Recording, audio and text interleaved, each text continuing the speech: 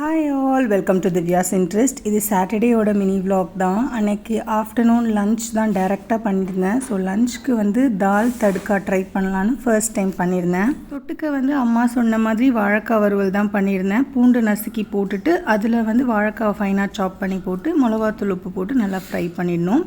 தால் தடுக்காவுக்கு வெங்காயம், தக்காளி, பச்சை மிளகா, பூண்டு இது எல்லாத்தையும் நல்லா ஃபைனாக சாப் பண்ணி மல்லாட்டை எண்ணெயில் தாளித்து விட்டுட்டு அது நல்லா வதங்கினக்கப்புறமா கொஞ்சமாக ஜீரக பொடி, கொஞ்சம் காஷ்மீரி சில்லி பவுடர், அதுக்கப்புறம் காரத்துக்கு நம்ம ரெட் சில்லி பவுடரும் போட்டுக்கணும். அது நல்லா கலர் மாறினக்கப்புறமா சைடில் நம்ம பருப்பு வேக வச்சு எடுத்து வச்சுக்கலாம். அதில் நான் ஃப்ரெஷ்ஷாக கொத்தமல்லியும் கருவேப்பிலையும் அதிலே போட்டேன். ஏன்னா நம்ம தாளிப்பில் போட்டு அதோட வாசனை போயிடுன்றதால.